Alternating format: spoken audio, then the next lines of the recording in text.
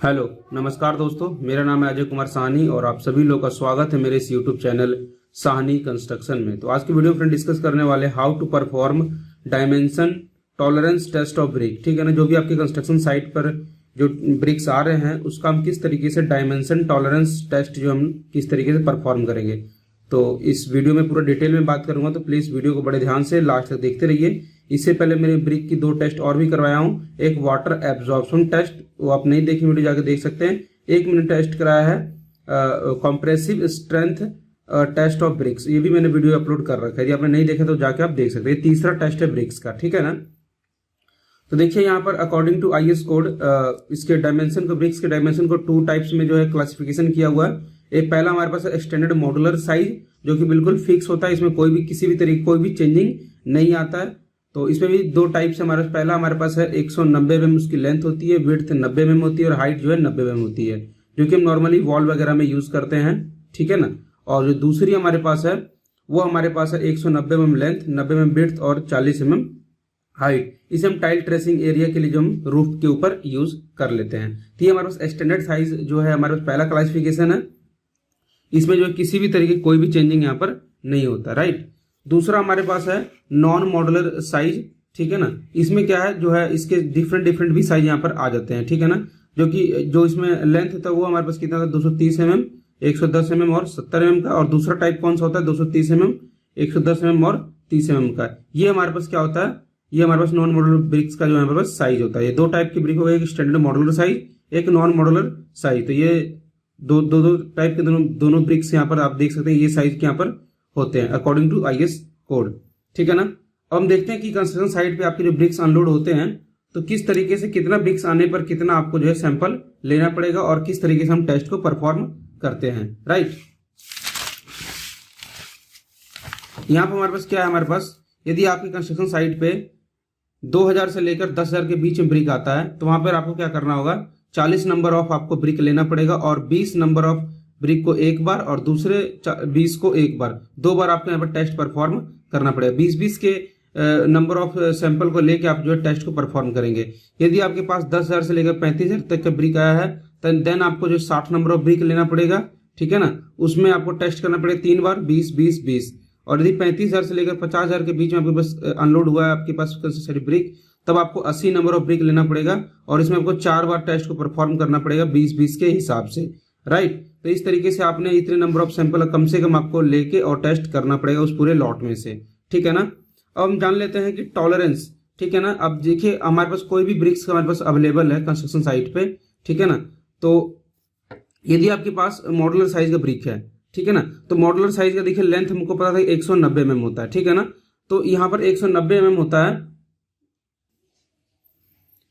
तो यहाँ पर क्या होता है, जब ब्रिक्स को भट्टे पे जो पकाया जाता है, जब वो पक जाता है तब उसके जो है डायमेंशन में थोड़ा बहुत जो है टॉलरेंस आ जाता है ना, थोड़ा 1-2 mm जो है बढ़ जाता है या तो 1-2 mm जो है घट जाता है। अब यहाँ पर देखिए आपको आईएस कोड अलाउ करता है कि यदि आप इस तरह मॉड्यूलर ब्रिक यूज कर रहे हैं, जैसे हम मानते हैं उसका लेंथ कितना है, 190 mm होता है, राइट, 190 mm होता है। तो 190 mm जो होता है हमारे पास उसकी लेंथ होती है। 190 mm हम लोग क्या करेंगे, लेंथ वाइज उसका जो हम लोग उसका अपना उस ब्रिक्स को रख लेंगे, लेंथ वाइज रख के उसको इंटू कर देना 20 ब्रिक का हमको जो है लेना सैंपल, है ना। तो ये आपका 3800 आ रहा है, ठीक है ना। तो यदि आपका 3800 आ रहा है फिर तो ठीक है, लेकिन यहाँ पर देखिए क्या है कि आपको आईएस कोड 80 mm जो है आपको अलाउ करता है, यानी कि 3880, मैंने यहाँ पर रेंज लिख दिया है 3720 से लेकर 3880, यानी कि 3800 से 80 कम और 3800 से 80 ज्यादा।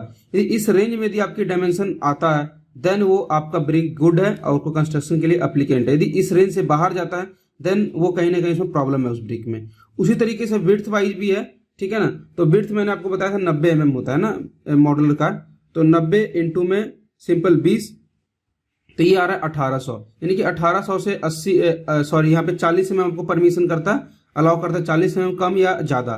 तो यानी कि 1760 से लेकर 1840 तक, 1760 से लेकर 1840 तक आप जो है डायमेंशन आपका विड्थ वाइज आप ब्रिक को रखते हैं। विड्थ वाइज यदि उसको मेजरमेंट करते हैं 20 ब्रिक्स को, देन यदि इस रेंज में उसका लेंथ आता है देन ठीक है, अदरवाइज वो ब्रिक आपकी कंस्ट्रक्शन के लिए यूजफुल नहीं है, ठीक है ना। तीसरा हाइट वाइज, यानी कि अब 20 ब्रिक्स को हम हाइट वाइज रख लेंगे, देन उसका हम जो इसका टेस्ट चेक करेंगे कितना उसकी मेजरमेंट आती है। तो हाइट मैंने आपको बताया था 90 में भी उसकी भी हाइट होती है, तो 90 × 20 वही 1800 आ रहा है, वही 1760 से लेकर 1840 के बीच में इसकी मेजरमेंट आ जाती है देन गुड है, अदरवाइज वो कंस्ट्रक्शन के लिए एप्लीकेंट नहीं है। तो अब मैंने बताया था स्टैंडर्ड में 2 टाइप के थे, लेंथ और विड्थ तो चलो सेम था, लेकिन हाइट 2 टाइप के थे। एक तो था हमारे पास, आपको मैं एक बार चेक भी करा देता हूँ, एक था 90 mm का और एक था हमारे पास 40 mm का। 2 अलग अलग है, लेंथ और विड्थ सेम है, हाइट 2 टाइप की। तो मैं यहाँ पे हाइट 40 mm वाले का भी बताता हूँ कितना रेंज आपका होना चाहिए। तो 40 mm वाले का देखिए यहाँ पे कितना है, 760 से लेके 840। सिंपल सी बात है, आपने क्या करना है, सिंपल आपका स्टैंडर्ड 40 था इंटू 20, तो ये आपका 800 आ रहा है, तो यानी इससे 40 कम और इससे 40 ज्यादा, ठीक है ना। तो यानी कि 760 से लेके 840 के बीच में यदि आपके पास मेजरमेंट आता है according to height wise 20 brick का मेजरमेंट, तब ठीक है, अदरवाइज प्रॉब्लम है, ठीक है ना। तो ये हुआ हमारे पास मॉडुलर ब्रिक का जो है डायमेंशन किस तरीके से आपने चेक करना। और दूसरा हमारे पास है नॉन मॉडुलर का। तो नॉन मॉडुलर देखिए यहाँ पर मैंने रेंज लिख दिया है 4550 से लेकर 4680 यदि लेंथ आती है देन ओके है, अदरवाइज जो है उसमें थोड़ा सा प्रॉब्लम है, ठीक है ना। तो आपको मैंने बताया था लेंथ कितना था 230, तो सिंपल आपने क्या करना 230 इंटू में 20 4600 आ गया। और यहाँ पे 80 mm आपको परमिशन है, 80 mm प्लस या प्लस माइनस, तो यहाँ पे 4520 से लेकर सॉरी थोड़ा सा मिस्टेक हो गया, 4550 से 4680 मैंने लिखा है। तो एक सेकंड में चेकआउट कर लेता हूँ कितना था इसका रेंज। यहाँ पे था 230, बिल्कुल सही है, थोड़ा सा यहाँ पे मैंने मिस्टेक लिख दिया लिखने में। तो 4600 में यदि 80 माइनस करेंगे तो ये आपका रेंज जो है 4520 यहाँ पर हो जाएगा, राइट। 4520 से लेकर आप 4680 तक के बीच में यदि मेजरमेंट आता है देन आपका सही है, राइट। दूसरा विड्थ, तो विड्थ मैंने आपको बताया था कितना हमारे पास होता है। विड्थ आपको मैंने बताया था उसमें मॉडुलर के नॉन मॉडुलर के लिए विड्थ हमारे पास है 110, ठीक है ना, 110 है।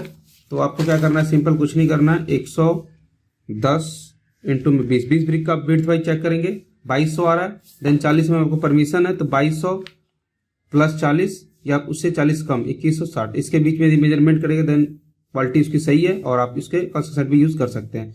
और हाइट में भी आपके पास 2 टाइप का हाइट था, एक था हमारे पास 70 mm का, एक था हमारे पास 30 mm का, ठीक है ना।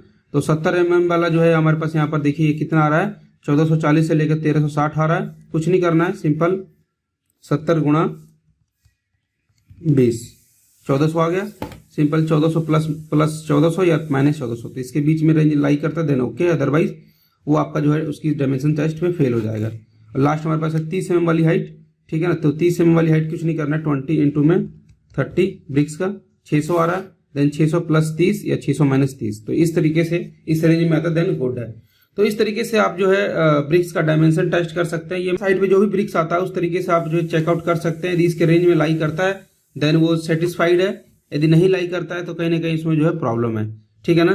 तो ये वीडियो देखने के लिए आप सभी लोगों का बहुत बहुत धन्यवाद। Thank you for watching. मिलते हैं नेक्स्ट वीडियो में, तब तक के लिए बाय।